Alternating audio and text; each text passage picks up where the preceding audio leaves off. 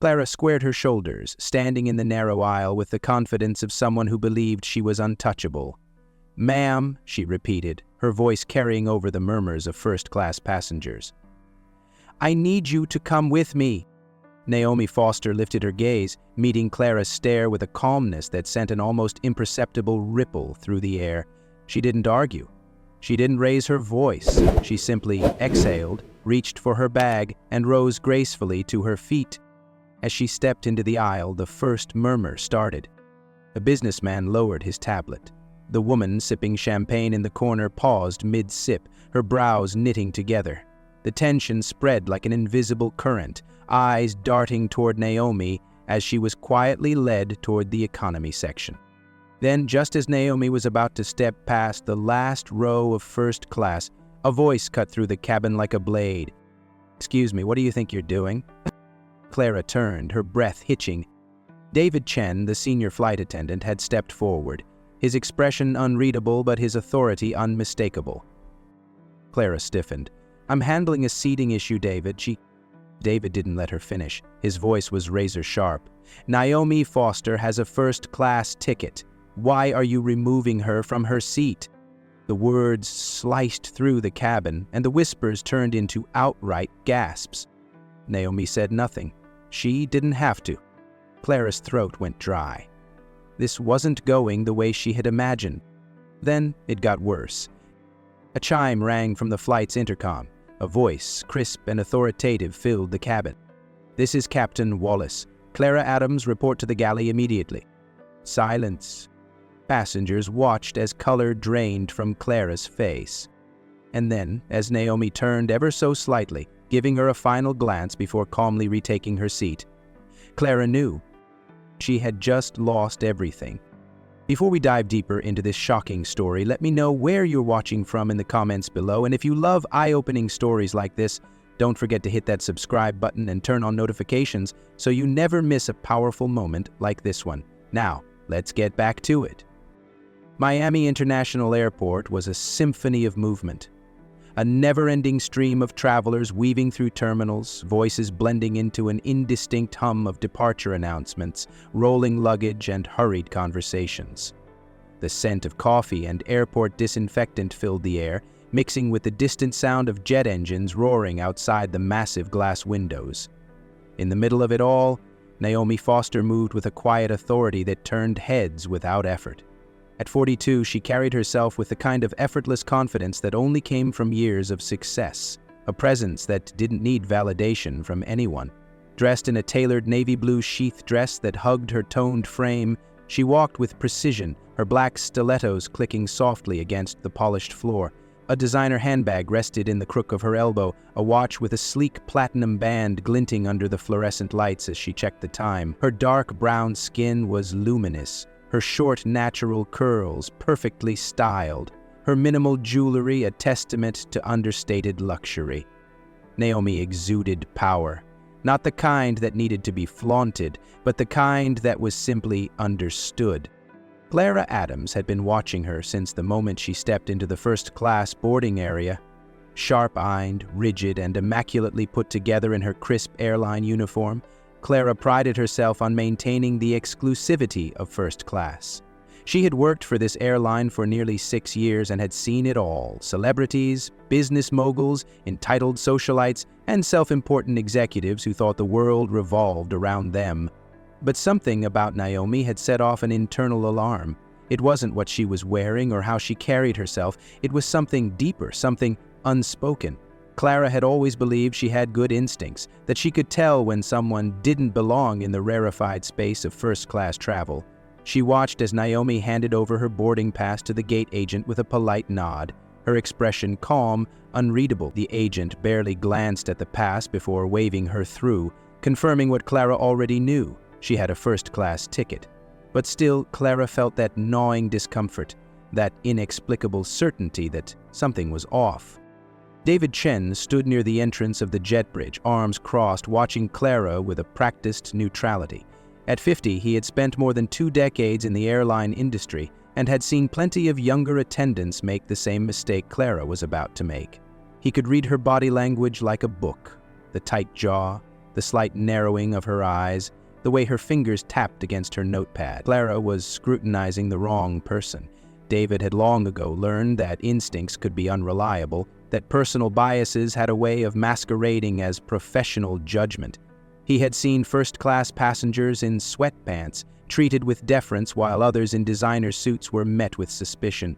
He had seen black travelers questioned for their seat assignments while their white counterparts breezed past unquestioned. And now, watching Clara's growing unease as Naomi made her way down the jet bridge, he knew exactly where this was headed.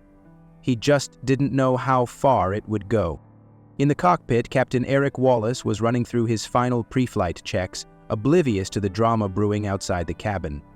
A seasoned pilot in his mid-50s, Wallace was a man of routine, of efficiency, of precision. He didn't concern himself with the dynamics of the cabin crew unless it directly impacted the flight. As far as he was concerned, the passengers in first class were just another list of names, their status irrelevant to the safe operation of the aircraft. His focus was on the weather reports, the flight path, and the communication with air traffic control. If an issue arose in the cabin, it was up to his crew to handle it. That was their domain. Meanwhile, the passengers in first class were settling in, a mix of business executives, vacationing elites, and seasoned travelers accustomed to the privileges of luxury travel. A middle-aged man in a gray suit glanced up from his tablet as Naomi passed, his eyes flickering with mild curiosity before returning to his screen. Across the aisle, an older couple exchanged glances, their expressions unreadable as they observed Naomi take her seat with a quiet elegance that suggested she had done this 100 times before. There was no arrogance in her demeanor, no insecurity, just an effortless ease that made it clear she belonged exactly where she was. Clara, however, wasn't convinced. As she moved through the cabin, she cast one last glance in Naomi's direction, her stomach tightening with a certainty she couldn't quite explain. Something wasn't right, and she was going to prove it. Naomi slid gracefully into her first-class seat, her movements deliberate, controlled. She placed her designer bag neatly beneath the seat in front of her, its polished leather surface catching the cabin lights. With the ease of someone who had done this countless times before, she adjusted her posture, exuding an air of quiet authority. The hum of the aircraft's engines vibrated softly beneath her as she pulled out her phone, her fingers moving fluidly across the screen. She wasn't texting or scrolling mindlessly. Every action had purpose. Her eyes flicked up for a moment, scanning the cabin with a calm awareness before returning to her device. She was used to these spaces, used to being the only black woman in the room, used to the subtle shifts in body language, the momentary flickers of surprise, the quiet reassessments happening in real time. It was an unspoken dance she had performed her entire career, one she had long since mastered. Clara moved through the aisle with crisp efficiency, checking the overhead compartments, exchanging polite nods with other passengers. She paused slightly as she reached Naomi's row, just long enough for her gaze to linger. It wasn't outright hostility, not something as blatant as a scowl or a frown, but there was a pause, a hesitation, a flicker of something unreadable behind her professional demeanor. Naomi caught it in her peripheral vision, but didn't react. She had seen it before, the look that questioned, the silent, unconscious scan that assessed whether she truly belonged in this space. It was subtle, but unmistakable. She exhaled slowly through her nose, choosing to ignore it, choosing to remain unbothered. She had no intention of making herself smaller to accommodate someone else's assumptions. Clara felt the uneasy weight in her stomach, an instinct she couldn't quite shake.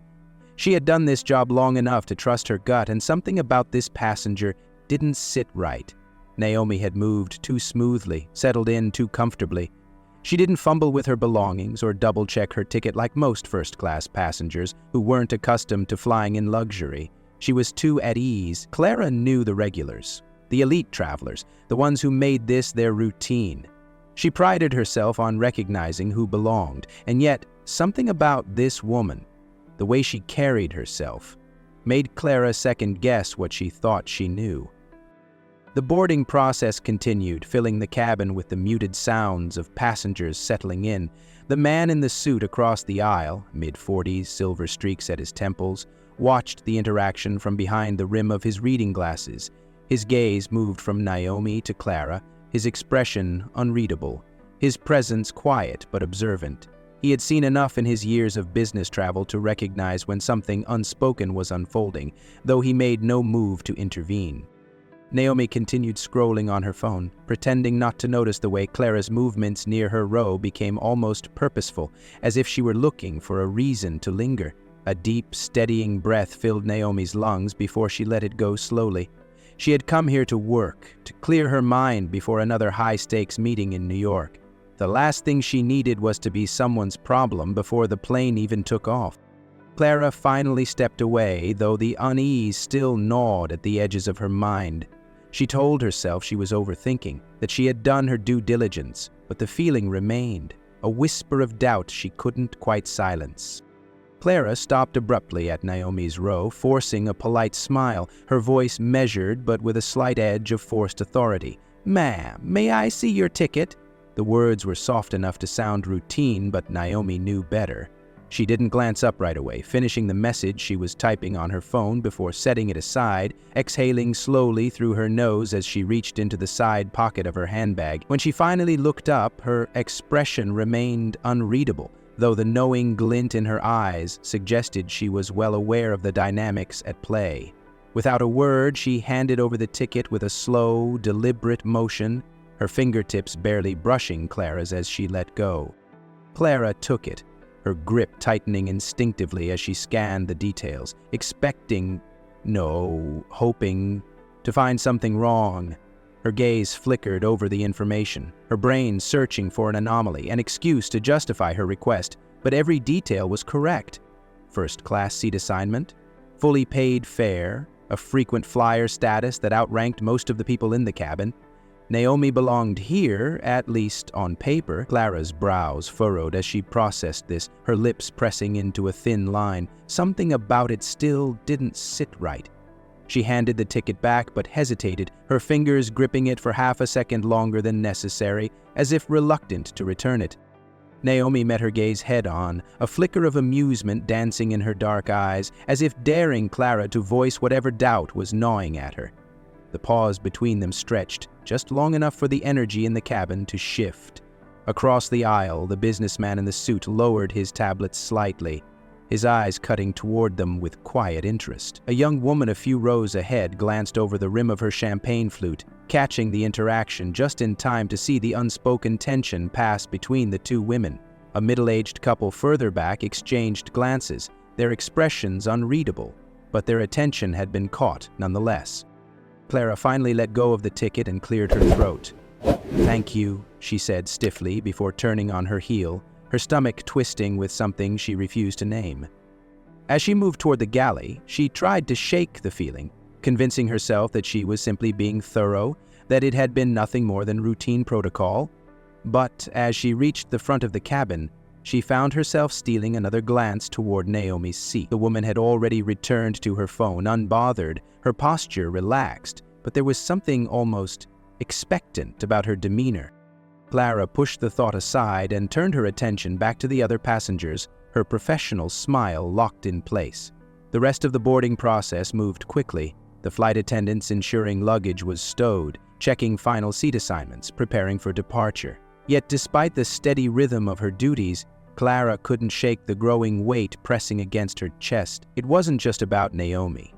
It was about the feeling that she had missed something, that she had let something slip past her. Minutes passed, and then, almost against her better judgment, she found herself walking back down the aisle. This time, her steps were slower, more calculated. When she reached Naomi's row again, she forced another polite smile, though the tightness in her jaw betrayed the effort. "Ma'am," she said, her voice firmer this time, "I'm going to need you to come with me for a moment." Naomi blinked once, then tilted her head slightly, the faintest hint of curiosity flickering across her face. She didn't speak right away, didn't argue, didn't react the way Clara expected. Instead, she exhaled through her nose, set her phone down again, and reached for her bag. She moved with the same quiet elegance as before, rising from her seat with deliberate grace. As Naomi stepped into the aisle, the whispers began. They were soft at first, just a few hushed murmurs carried between passengers, but they grew quickly. The businessman in the suit straightened in his seat, his brows knitting together in something close to disbelief. The woman with the champagne lowered her glass, watching with barely concealed interest. A few rows back, a man leaned toward his wife, whispering something that made her lips press together. Clara ignored them all, keeping her gaze straight ahead as she led Naomi toward the back of the plane. The space in economy was already tight, the middle rows filled with passengers settling in for a long flight. The difference between first class and coach was stark. The cramped seats, the overhead bins stuffed to capacity, the noise level higher, more chaotic. Clara gestured toward an open seat in the middle section. "There seems to have been a mistake with your ticket," she said, her tone clipped. "We'll sort it out later, but for now, I'll need you to sit here." Naomi didn't move right away. She studied Clara for a long moment, and something in that gaze made the hairs on the back of Clara's neck stand up. There was no anger, no indignation, no raised voice or scene, just an unsettling calm, as if Naomi had already anticipated this, as if she had seen this exact scenario play out before. Without a word, she set her bag down, lowered herself into the cramped seat, and crossed her legs smooth. Then, as if this were the most natural thing in the world, she pulled out her phone and began typing. Her fingers moved quickly, deliberately, as if composing something important. She never looked up, never acknowledged the growing tension around her, the way passengers exchanged confused glances. Clara forced herself to turn away, ignoring the faint feeling of unease creeping up her spine. She had done her job. That was what mattered. But as she moved back toward first class, she couldn't shake the nagging sensation that she had just made a mistake she wouldn't be able to undo. Clara straightened her posture, smoothing out the creases in her uniform as she made her way back down the aisle toward Naomi. Her grip on the laminated flight manifest tightened slightly, though she had no real reason to check it again. She had already decided. The unease that had been clawing at her since boarding had hardened into conviction. Something was off, and it was her job to maintain the integrity of first class. She stopped beside Naomi's row, exhaling sharply before speaking. "Ma'am, I need you to move to economy." Her voice was controlled, professional, but the authority in it was unmistakable. Naomi, who had been in the middle of typing a message on her phone, slowly lifted her gaze. She didn't frown or bristle. Instead, she blinked once, setting her phone down beside her. "Excuse me?" Her voice was smooth, measured, unbothered, but there was an unmistakable weight behind it. Clara felt something shift in the air, but she ignored it, pushing forward. "There was a mistake with your seat assignment," she said, firmer this time, ignoring the way her palms had started to sweat. "I'll need you to move to the economy section." From across the aisle, the businessman in the suit lowered his tablet slightly, his brow furrowing as he looked between the two women. His gaze lingered on Naomi, then flicked to Clara, his lips pressing into a thin line. The woman with the champagne let out a slow breath, tilting her head slightly, as if she were watching a movie scene she had seen too many times before. A few rows back, someone muttered, just loud enough for the words to carry. Wow, she really went there. Naomi didn't react right away. She simply held Clara's gaze, letting the silence stretch between them. The way she sat, perfectly still, perfectly composed, made it impossible to ignore the scrutiny of the other passengers. Clara's heartbeat picked up, but she squared her shoulders. "Your seat has a mistake, ma'am," she repeated, as if saying it again would make it true. Naomi exhaled through her nose, then tilted her head slightly. "Would you be making this request if I looked like you?" The words cut through the cabin like a blade. The murmur of quiet conversation halted as passengers turned, eyes widening slightly. Some exchanged uneasy glances, others simply stared. The businessman across the aisle let out a slow breath through his nose, his jaw tightening. Clara's stomach dropped, but she didn't let it show. She forced a stiff smile, though she could feel the burn of dozens of eyes on her. "Ma'am, I assure you, this has nothing to do with—" Naomi raised a single brow. Clara stopped mid-sentence. The silence in the cabin was suffocating. Naomi didn't need to say anything else. The weight of the moment, The quiet power behind her words was enough to shift the energy entirely. For the first time since this interaction began, Clara felt something close to doubt gnawing at her resolve. But she had already pushed too far. There was no backing down now. Naomi held her gaze for a moment longer before exhaling softly. Without another word, she picked up her phone, her fingers moving across the screen with quiet precision. Passengers watched, some pretending not to stare, others openly observing. A few had their phones out. Whether taking pictures or recording snippets of the interaction, it was impossible to tell. Clara's stomach twisted, but she forced herself to stand her ground. Naomi typed something quickly, then locked her phone and set it down beside her, tucking it away as if she had already handled everything that needed to be done. Clara's smirk widened slightly. She thought she had won. David Chen had seen enough. He had been watching the interaction unfold from the front of the cabin, his seasoned instincts immediately telling him that this situation was about to spiral into something far bigger than Clara seemed to realize. He moved swiftly, his expression unreadable, but his presence commanding, cutting through the silent tension that had settled over the first-class cabin like a dense fog. He stepped in front of Clara just as she turned away from Naomi's row, his voice low but firm. Did she have a valid ticket? Clara's spine stiffened. The weight of the question hit her like a punch to the gut. She had been so sure of herself just moments ago, but under David's piercing gaze, she suddenly felt exposed. Yes, but... Then you had no right to move her, David interrupted, his voice sharp and unwavering. Clara felt her face flush. Her grip on her service tray tightened as she instinctively crossed her arms over her chest. I was just following protocol, she snapped, though her voice wasn't nearly as steady as it had been minutes before. David didn't blink. No, you weren't. A murmur rippled through the passengers, louder now, less restrained. A man a few rows back shook his head, muttering under his breath to his seatmate. The businessman across the aisle had abandoned all pretense of reading his tablet and was now watching the unfolding scene with a look of quiet disapproval. The woman with the champagne scoffed softly, leaning in slightly, as if waiting for Clara's next move. Clara felt her pulse hammering beneath her uniform. She had never liked being challenged, especially not in front of passengers. She glanced around, suddenly hyper-aware of the dozens of eyes locked onto her, waiting, judging. David took a step closer, lowering his voice just enough so that only she could hear. I don't know what you think you're doing, but you need to fix this, now. Clara clenched her jaw. You weren't there, she hissed under her breath. Something felt off. I was trusting my instincts. David's expression didn't change. Your instincts? He repeated, his voice laced with quiet disappointment. He let the words hang between them, his silence cutting deeper than any reprimand could. Clara swallowed hard, her hands tightening into fists at her sides. She hated the way her chest constricted under the weight of his stare. The murmurs in the cabin grew louder. Passengers were no longer whispering just to themselves. Some were turning to one another, exchanging knowing glances, shaking their heads. A young woman a few seats ahead pulled out her phone, subtly angling it toward Clara. Clara's breath hitched.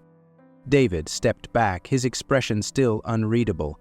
You need to decide if you want to be the flight attendant who let her bias get in the way of her job, he said quietly, or the one who made it right before it was too late. Clara wanted to argue, wanted to defend herself, but for the first time since she had told Naomi to move, doubt crept in, settling like a stone in her gut. She turned her head slightly, her eyes flickering back toward Naomi, who still sat there, perfectly composed, as if she already knew how this would all play out. Captain Eric Wallace was midway through his routine pre-flight review, fingers gliding over the controls in a practiced rhythm, when the intercom crackled to life. The sound was sharp, urgent. He frowned, reaching for the handset, his years of experience instantly alerting him that something was off. This is Captain Wallace. The voice on the other end was calm, but there was an undeniable weight behind it, the kind of control that only came from someone who rarely had to raise their voice to command authority. Captain, this is the executive office. There's a serious problem on your flight. Wallace's eyes narrowed, a deep crease forming between his brows. His grip on the handset tightened. "What kind of problem?" There was a slight pause, just long enough to make his stomach drop. "One of your flight attendants removed a passenger from first class. One of our most important stakeholders." His breath stilled. The silence in the cockpit stretched for a beat too long. He knew exactly what that meant. This wasn't just an unhappy VIP. This wasn't some irate passenger throwing a tantrum over a minor inconvenience.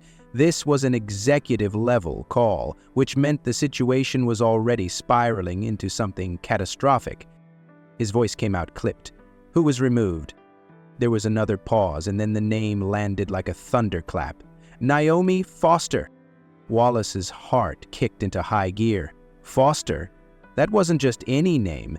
That was a name that carried weight, influence, power. He knew it. Hell, most of the senior airline staff knew it. Naomi Foster wasn't just a high-stepper traveler. She was one of the company's major shareholders, someone who sat on the board of directors. If she was removed from first class, it wasn't just a bad look. It was a career-ending mistake. Wallace inhaled sharply, forcing himself to keep his voice steady. "Where is she now?" "In economy," the executive confirmed, their voice turning razor-sharp. "And, Captain, she hasn't made a scene, hasn't caused a disruption. She's simply sitting there. That should concern you." Wallace felt a deep chill crawl up his spine. "She's waiting." That was what they were saying. She wasn't yelling. She wasn't demanding immediate action. She was waiting, which meant she had already set something in motion. He didn't hesitate. He turned sharply in his seat, throwing open the cockpit door, his voice ringing through the first-class cabin. "David!" The senior flight attendant, who had been standing near the galley, turned instantly at the sound of his name. The look on Wallace's face told him everything he needed to know. Wallace's voice was tight. "Who removed a passenger from first class?" David exhaled through his nose, his expression hardening as he turned his head toward the back of the plane. Without a word, he lifted a single hand and pointed toward economy. Wallace followed his line of sight, and there she was, Naomi Foster, seated calmly in the middle of the economy cabin, her posture impeccable, her expression unreadable. She wasn't looking at anyone, wasn't demanding attention. But the passengers around her had shifted. Some were stealing glances, others whispering. It was already a moment, one that no one would forget. Wallace turned back to David, his jaw set in a hard line. "Who did it?" David hesitated, then flicked his gaze toward the younger flight attendant near the front. "Clara." Wallace's head snapped in her direction. She was standing stiffly near the galley, her hands clenched into tight fists at her sides. He could see the way she was holding her breath, see the growing panic flickering behind her eyes. She already knew she was in trouble. She just hadn't realized how deep that trouble ran. Wallace's voice was sharp, cutting through the cabin like steel. "Get her back up here, now!" Clara's mouth opened slightly, as if she wanted to protest, but no words came out. She was frozen, her body locked in place, her mind scrambling for a way out. David didn't wait. He moved, his steps controlled but swift, making his way toward the back of the plane. The murmurs grew louder as passengers realized what was happening. Naomi, still seated, glanced up just as David reached her row.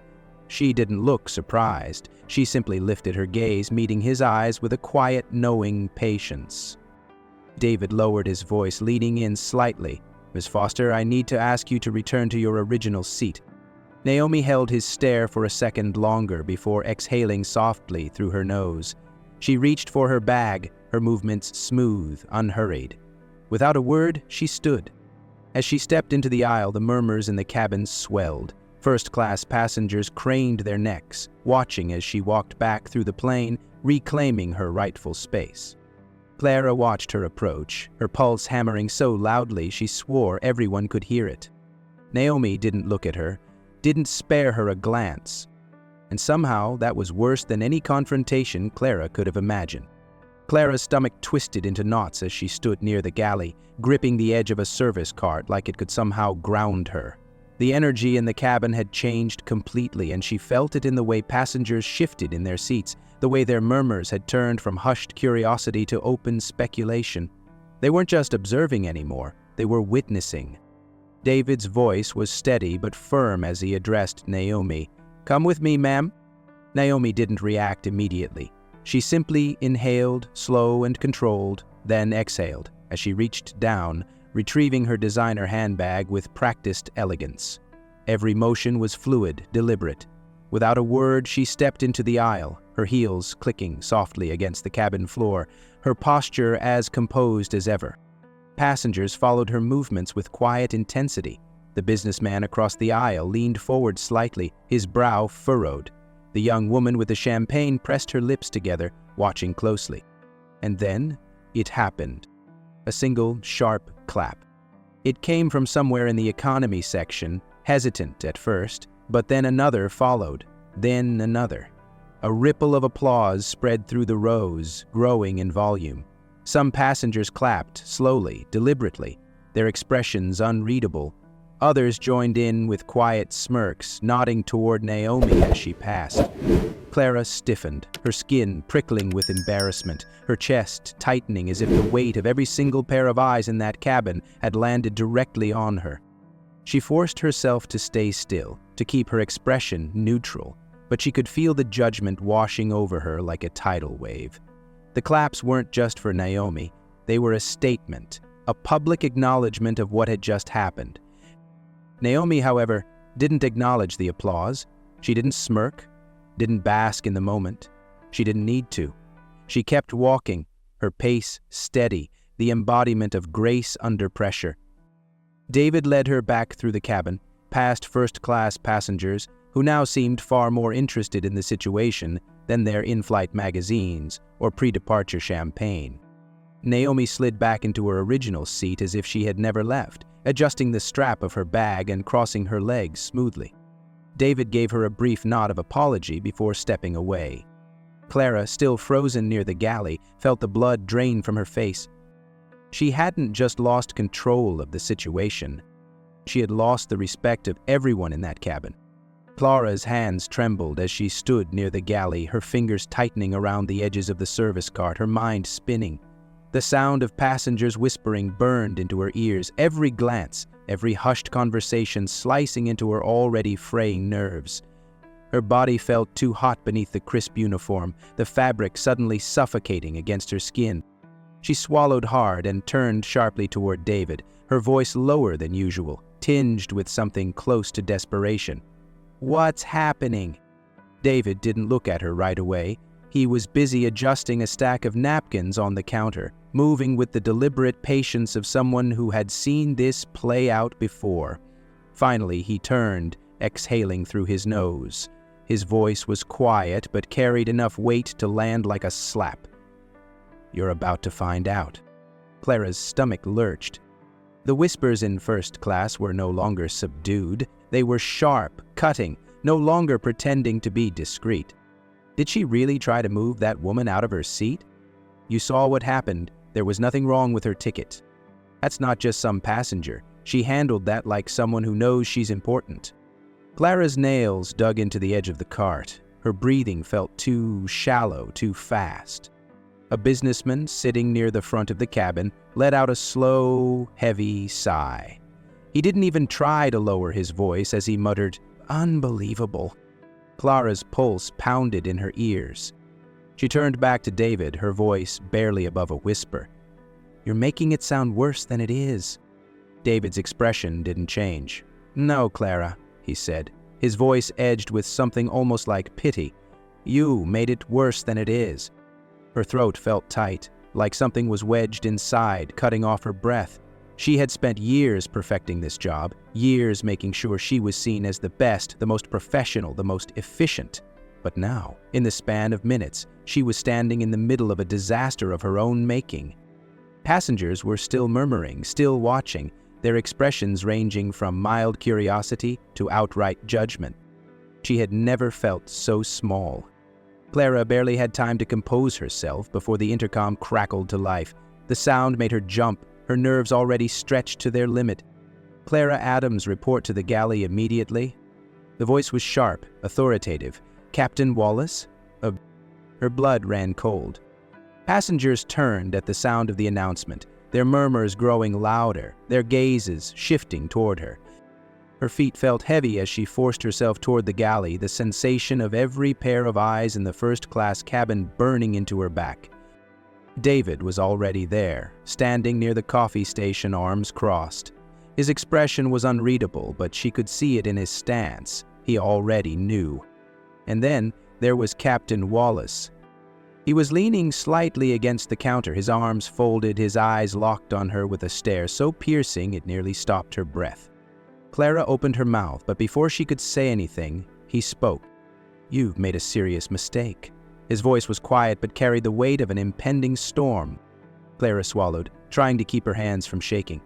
"Captain, That woman," he cut her off, his jaw tight. "Naomi Foster is a major shareholder of this airline." Clara's breath hitched. For a moment she thought she had misheard him. The words didn't register. They couldn't. No, that wasn't possible. She felt the world tilt beneath her, her pulse thundering in her ears. Not just a VIP, not just an elite member. "She sits on the board," Wallace continued, his tone like steel. "And you humiliated her in front of an entire plane of people." Clara's throat went dry. She felt sick. David let out a slow breath beside her, shaking his head slightly, as if he had seen this exact situation unfold in slow motion and had been powerless to stop it. "She didn't make a scene," Wallace went on, his voice growing sharper. "She didn't argue. She didn't raise her voice. Do you have any idea what that means?" Clara couldn't speak. She couldn't move. "It means," Wallace said, his tone razor-sharp, "that she doesn't have to, because the moment you removed her from first class, she set things in motion that you can't undo." Clara's hands clenched into fists at her sides. No, this wasn't happening. She felt the weight of the cabin pressing in on her, suffocating, crushing. And then, as if the universe wanted to make sure she fully understood the gravity of her mistake, she heard the sound of heavy footsteps boarding the plane. She turned just in time to see two uniformed security officers stepping inside. Everything inside her went still. Passengers craned their necks, watching, whispering. Clara's heart pounded so hard it made her vision blur. Wallace exhaled sharply through his nose. "You're being removed from duty effective immediately," he said, his voice flat. "Pack your things." Her entire world tilted. Clara felt the blood drain from her face as the weight of the captain's words sank in. Suspended. The word echoed in her mind, hollow and relentless. This wasn't just a reprimand. This wasn't a warning she could smooth over with a carefully worded apology. This was career ending. She barely registered the security officers stepping closer, their presence only amplifying the feeling that the walls of the cabin were closing in on her. The whispers of the passengers, once distant and muffled, now felt like sharp daggers piercing through her. "I knew she was someone important," a woman murmured to her friend, her voice carrying just loud enough for Clara to hear.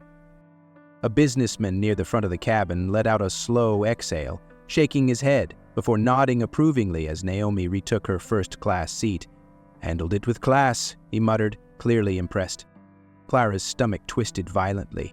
She could barely bring herself to look at Naomi as the woman sat down, effortlessly reclaiming her place with the kind of unshaken composure that Clara could never hope to match. Naomi didn't glance her way, didn't acknowledge her presence at all, and somehow that was worse than if she had turned and demanded an apology. Because Naomi Foster didn't need her acknowledgement. She had already won. Clara's fingers dug into the fabric of her uniform, her body ice-cold as she tried to process what was happening. She had spent years working toward her position, perfecting every detail of her career. She had prided herself on being efficient, composed, in control. And now, in a matter of minutes, she had lost it all. David's voice broke through her spiraling thoughts, low and final. You should go." Clara blinked, the lump in her throat thick and unbearable. She turned to the captain, searching for something, anything, a chance to explain herself, to argue, to undo what had already been set in motion. But Wallace didn't even meet her eyes, and that told her everything she needed to know. She had become a liability, a mistake that needed to be dealt with. The murmurs in the cabin grew louder as she finally turned, her feet heavy, her body numb.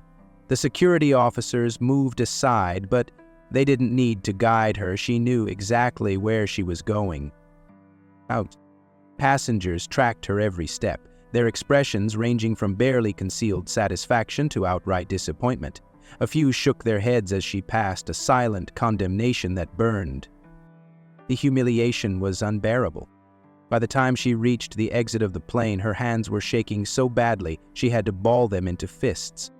And then, just before she stepped through the jet bridge, she made the mistake of glancing back. Naomi sat comfortably in her seat, poised, unreadable. She still wasn't looking at Clara. She didn't need to. She had already spoken without saying a single word. Clara stood frozen, her body numb, her mind screaming at her to fix this, say something, do something. But nothing came out. Her mouth opened, but no words followed. The sharp finality in Captain Wallace's voice echoed in her skull, louder than the murmur of the passengers, louder than the roaring engines outside. "Pack your things, Clara. You're done." The security officers shifted, waiting for her to comply, their expressions unreadable but firm. She could feel the judgment radiating from every row of first class, the unspoken "you should have known better" hanging heavy in the air.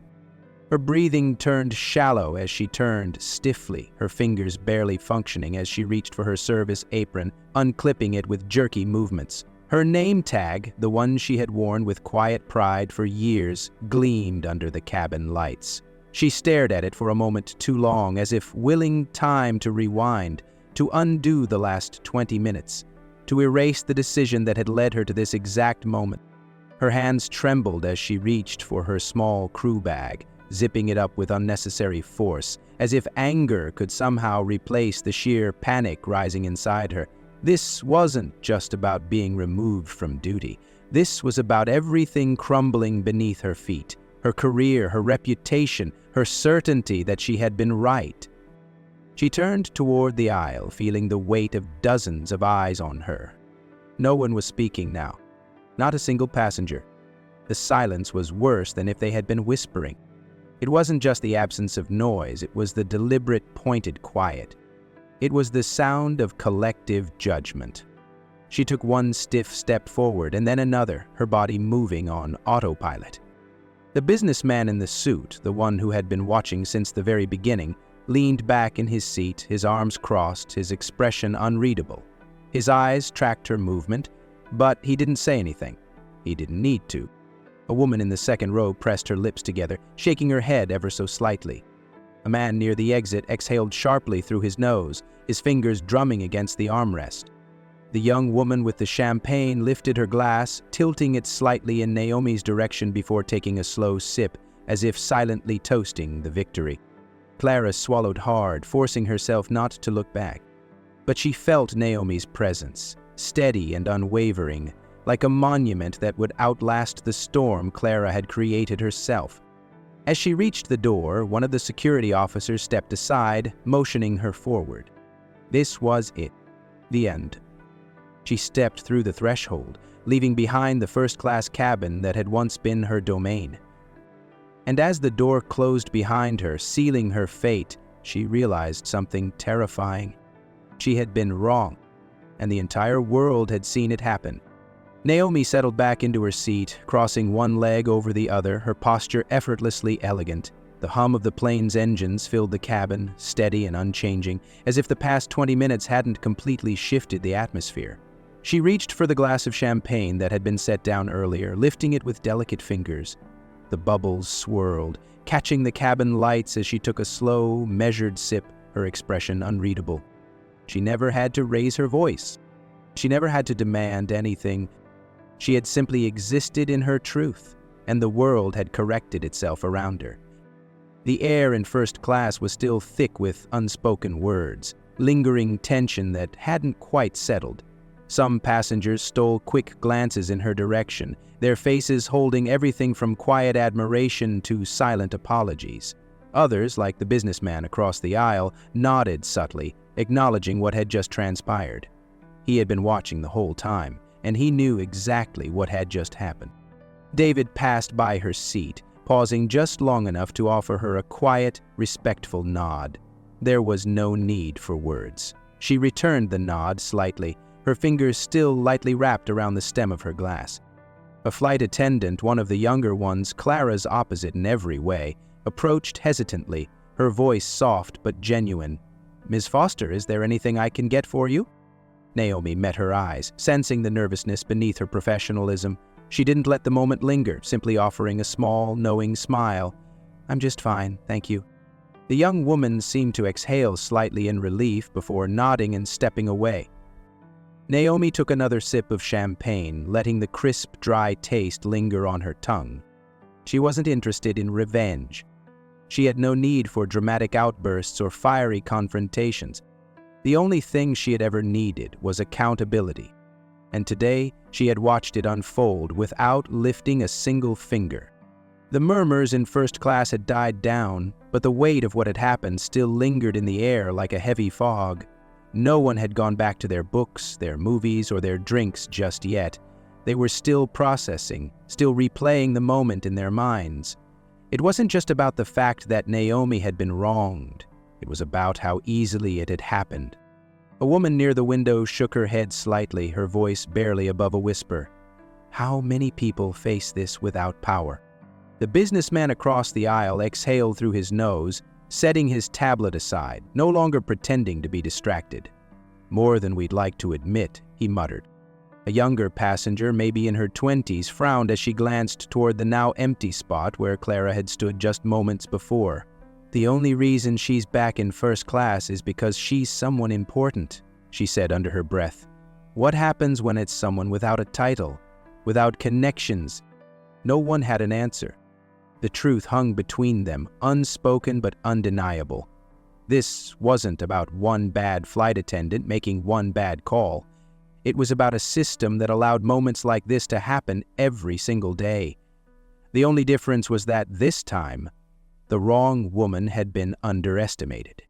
And that was what made it stick. That was what made it impossible to ignore. Naomi took another sip of her champagne, her face unreadable, but she had already made her statement. She didn't need to say another word. Because now they were the ones asking the hard questions. How often does this happen to people without influence? How many moments like this go unseen, uncorrected, unnoticed? And more importantly, how many people in this very cabin had ignored something like this before? If Naomi hadn't been who she was, if she hadn't sent that text, if she had just silently complied, would anyone have spoken up? Would anyone have questioned it? Or would they have just watched? Passengers shifted uncomfortably, some glancing down at their laps, others pretending to focus on the flight ahead. They all knew the answer. This wasn't just an isolated moment. It was a reflection of something bigger. Discrimination doesn't need to be loud to be real. It doesn't always come in the form of shouting, slurs, or outright hostility. Sometimes it's as subtle as a gut feeling, a decision made with just enough doubt to feel justifiable. But today, silence hadn't been protection. It had been exposure. Naomi took one last sip of her champagne, the crisp bubbles lingering on her tongue as she set the glass down with quiet finality. The flight would continue as planned. The engines hummed steadily beneath them, the crew carried on with their duties, and soon enough the passengers would settle back into their own lives, their own distractions. But the moment that had unfolded here today would not be forgotten. It had left a mark, a shift in awareness that couldn't be undone. The businessman across the aisle stole one last glance at her before nodding subtly to himself, his expression unreadable. The young woman with the champagne hesitated for a moment before lowering her glass, her earlier amusement now replaced with quiet contemplation. Others had returned to their seats, but their silence wasn't the same as before. It wasn't passive, it was processing. Naomi adjusted her posture, her expression composed but unshaken. She had nothing left to prove, nothing to fight for in this moment. The system had corrected itself this time, but she knew better than anyone that it didn't always happen that way. The truth was simple. Respect shouldn't be reserved for the powerful. Dignity shouldn't have to be earned. Fairness shouldn't be conditional. Today, the right outcome had unfolded, but that didn't erase the reality that for too many people in too many moments, it didn't. And that was why this mattered. That was why people needed to talk about it. The flight attendants moved through the cabin again, trying to regain a sense of normalcy. But there was no mistaking the fact that something had shifted. They knew it. The passengers knew it. And most of all, Clara, wherever she was now, definitely knew it. Naomi exhaled slowly, glancing once at the clouds stretching endlessly outside the window. The world was still changing. And whether people liked it or not, it wasn't going to stop. If this moment made even one person think twice, if it forced them to question what they might have ignored before, then maybe, just maybe, it was a step in the right direction. If you believe in fairness, in justice, in speaking up when it matters, then don't let this story end here. Like, share, and subscribe for more stories of courage and change, because the more we talk about this, the harder it becomes to ignore. Together we can create a world where everyone's dignity is recognized and respected, no matter who they are, no matter where they sit.